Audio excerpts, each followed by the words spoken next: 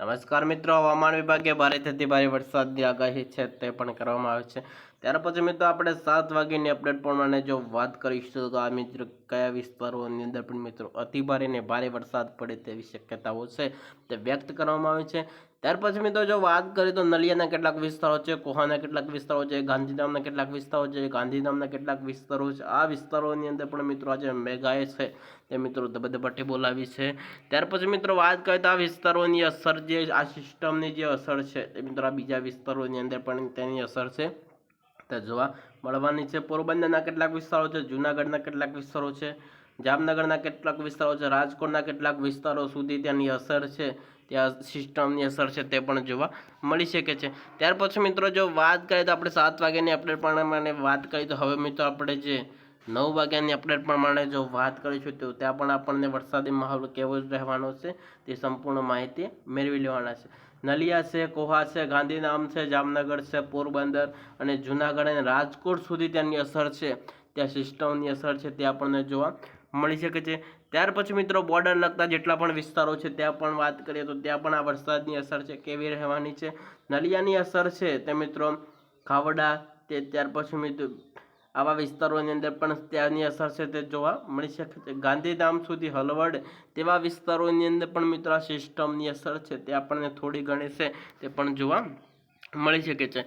ત્યાર પછી મિત્રો વાત કરીએ તો હવે ગુજરાતમાં અનેક જિલ્લાઓની અંદર છે તે મિત્રો વરસાદે વિરામ લઈ લીધો છે, કારણ કે મિત્રો વરસાદનું જોર છે તે આપણને ઓછું થતા જોવા મળી રહ્યું છે. અહેમદાબાદની જો વાત કરીએ તો અહેમદાબાદમાં પણ મિત્રો ગઈકાલે મિત્રો વરસાદે ધબધબાટી બોલાવી હતી. ત્યાર પછી મિત્રો મહેસાણા છે, પાલનપુર છે, ત્યાર પછી મિત્રો આપણે જે સાબરકાંઠાની જો વાત કરીએ તો સાબરકાંઠામાં પણ મિત્રો રાત્રે વરસાદે મિત્રો થોડીક તેની જોર છે તે આપણને જોવા મળ્યું હતું, કારણ કે મિત્રો છે સાબરકાંઠાની જો હિંમતનગરની જો વાત કરીએ સાબરકાંઠાની અંદર જે કપણવંશ છે, ત્યાર પછી મહેસાણા છે, વિરમગામના કેટલાક વિસ્તારો છે, અહેમદાબાદ છે, ધોલકા છે, નડિયાદ છે, કાલે રાત્રો પણ મિત્રો આ વિસ્તારોની અંદર પણ મિત્રો છૂટો છવાયો હળવોથી મધ્યમ વરસાદ છે તે આપણને જોવા મળ્યો હતો. તમને 9 વાગ્યાની અપડેટ પ્રમાણે જો વાત કરું તો 9 વાગે પણ આપણને અહીંયા વરસાદી કોઈ સિસ્ટમ છે તે આપણને જોવા નથી મળે કે રાત્રે મિત્રો કોઈ પણ વરસાદી સિસ્ટમ નથી, કારણ કે મિત્રો અમુક જગ્યાએ છે તે મિત્રો એકલ ડોકલની અંદર પણ મિત્રો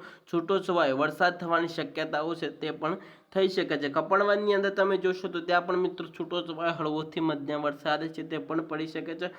હિંમતનગર છે, મહેસાણા છે, વિરમગામ છે, અહેમદાબાદ છે, સુરેન્દ્રનગર છે, કુડા છે, રાધનપુર છે તેવા વિસ્તારોની અંદર પણ મિત્રો વરસાદની કોઈ પણ શક્યતાઓ છે તે પણ વ્યક્ત કરવામાં નથી આવી. ત્યાર પછી મિત્રો હવે રાતની 12 વાગ્યાની અપડેટ પ્રમાણે પણ જો વાત કરીશું તો રાત્રે પણ કોઈ પણ વરસાદી સિસ્ટમ છે તે આપણને જોવા નથી મળી. રાધનપુર છે, કુડા છે, સુરેન્દ્રનગર છે, વિરમગામ છે, અહેમદાબાદ છે, નલિયા છે, કપણવન છે, લુણાવાડા છે, હિંમતનગર છે, મહેસાણા છે, આવા વિસ્તારોની અંદર પણ મિત્રો કોઈ પણ વરસાદી સિસ્ટમ છે તે આપણને જોવા નથી મળી. ત્યાર પછી મિત્રો વાત કરીએ તો બોર્ડર લગતા જેટલા પણ વિસ્તારોની અંદર પણ વાત કરીએ તો ત્યાં પણ મિત્રો વરસાદનું જોર છે તે આપણને કેવું જોવા મળવાનું છે. રાત્રે મિત્રો 12 વાગ્યાની અપડેટ પ્રમાણે જો વાત કરીએ તો જેટલો પણ મિત્રો જે દરિયા કિનારાનો જેટલો પણ પટ્ટો છે તેવા વિસ્તારોની અંદર પણ મિત્રો છૂટો છવાયો હળવોથી મધ્યમ ભારે વરસાદ છે તે પણ પડી શકે છે.